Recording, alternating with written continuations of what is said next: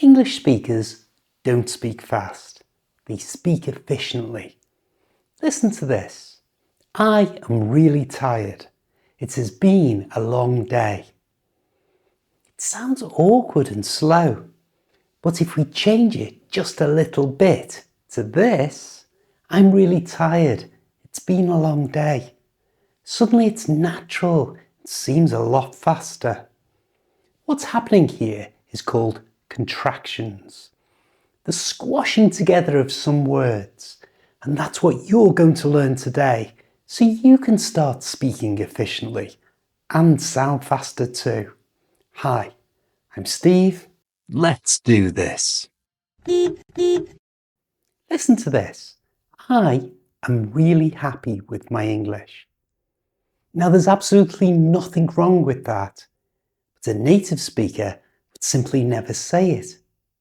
What they would say is, I'm really happy with my English. The difference is the ah, the vowel sound, has gone.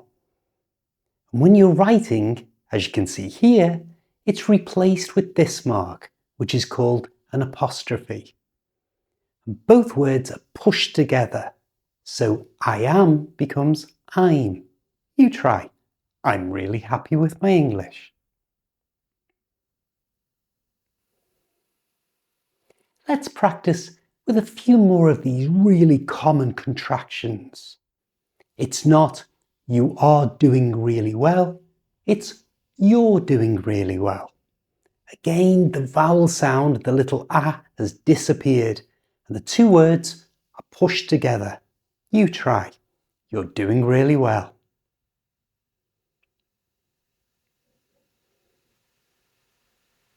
It's not he is never on time, it's he's never on time. Short and quick. And the same pattern works for she. It's not she is always late, it's she's always late. You try both in one sentence. He's never on time and she's always early.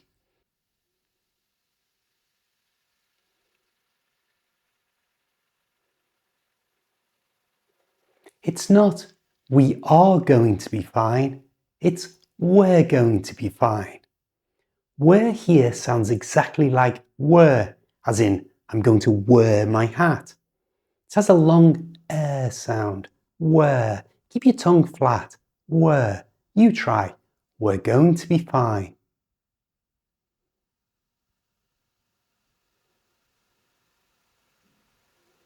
It's not they are on the grass. It's they're on the grass. It has that same long sound. Keep your tongue flat, remember. There. You try. They're on the grass.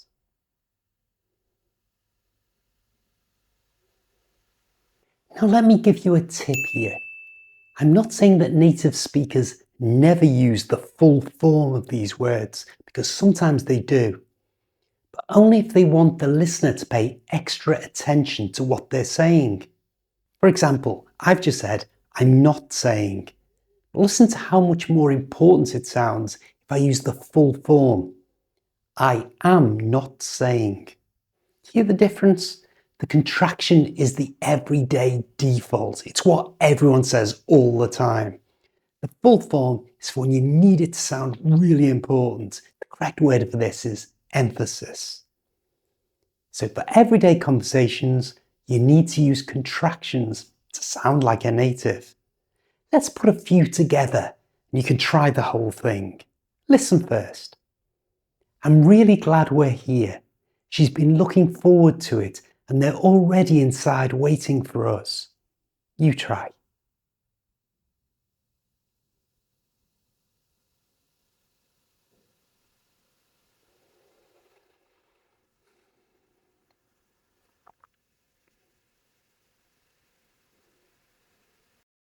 Next, let's have a look at how you should deal with the words have and would. Listen to this. I have been to Spain. But a native speaker would say, I've been to Spain. The ha has gone and we're left with just that the sound pushed onto the end of the I. Make sure you put your top teeth on the bottom lip to get a good V sound. I've, V. I've been to Spain twice. You try.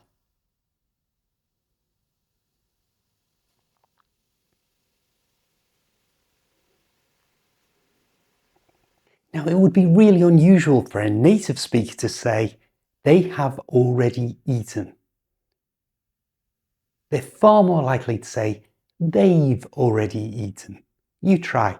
They've already eaten.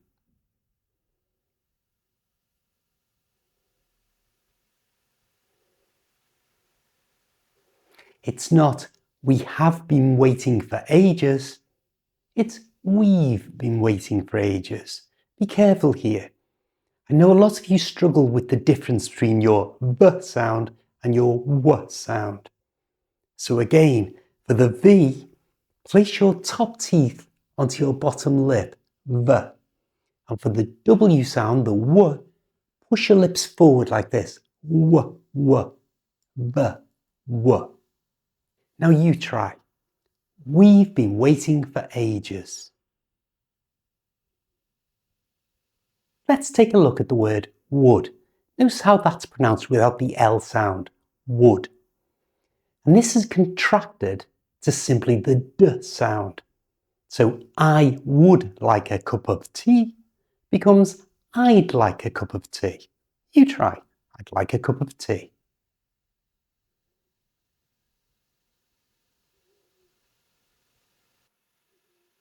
You would becomes you'd. He would becomes he'd. She would becomes she'd. All the same pattern. Repeat after me. You'd enjoy this. He'd know what to do. She'd love it. You should note here that the I'd can be two different contractions. As we've just heard, it can be I would, but it can also be I had. They're both I'd.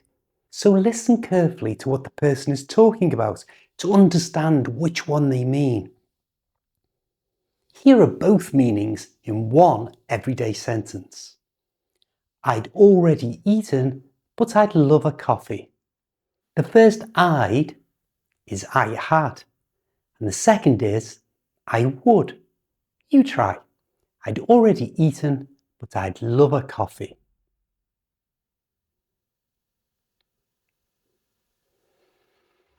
Now you're going to learn the correct way to use what's called negative contractions. This often confuses English learners because sometimes we have to squash three words together, but I'm going to show you the easy way to do it. Most of the time, you simply take the word not and you squash it onto the end of the word before it, and the O in not disappears. And when you're writing, it's replaced with the apostrophe. So do not becomes don't.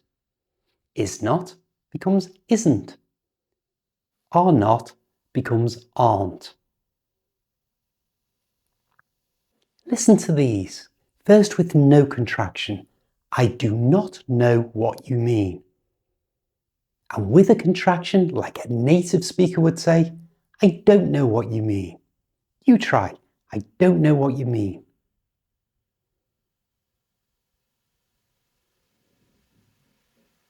She is not coming tonight becomes she isn't coming tonight. You try. She isn't coming tonight.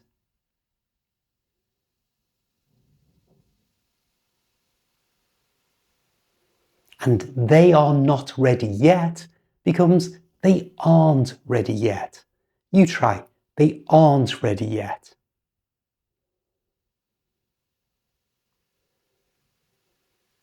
Now, next there's one that surprises everybody. Will not. This doesn't follow the same pattern. You might expect it to become willn't. That's really difficult to say, willn't. I quite like it, willn't. But no, instead, will not becomes won't. This is irregular, and you simply have to learn it. I will not be there becomes I won't be there. You try. I won't be there. Cannot becomes can't. Listen, I cannot do it. I can't do it. In British English, the A in can't has a long sound, like in car or far. Listen again. I can't do it. You try. I can't do it. In everyday conversations, can and can't can sound very similar, and British listeners tell them apart purely by that vowel sound. I can do it. The A is short and weak. I can't do it.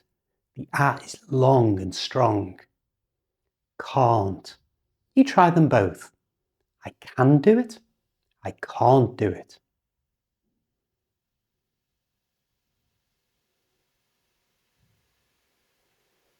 Now, couldn't, wouldn't, shouldn't all follow the same pattern. I couldn't make it. You try. I wouldn't do that. You shouldn't worry. And now the triple contractions. This is where we squash 3 words together. Should not have changes, so the not loses the O and the have loses the ha. And then they're all pushed together. So should not have in fast natural speech is shouldn't have. Listen, you shouldn't have said that. You try. You shouldn't have said that.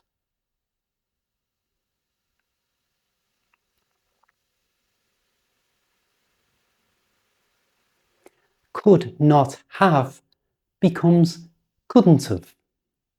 Couldn't have. I couldn't have done it without you. You try. I couldn't have done it without you.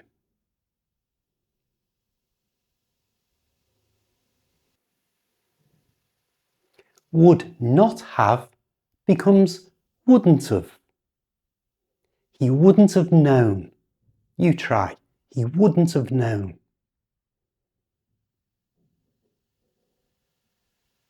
Now let's put the whole thing together. Listen first. I won't be long. I couldn't find my keys. I shouldn't have left them there, but I can't remember where I put anything these days. You try.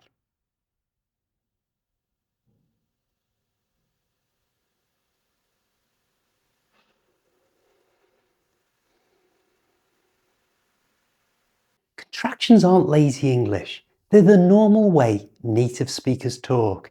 They're what makes English sound natural and fluent. When you start using them, you will too. Learn how to use them in everyday conversations here. Give it a click and I'll see you there.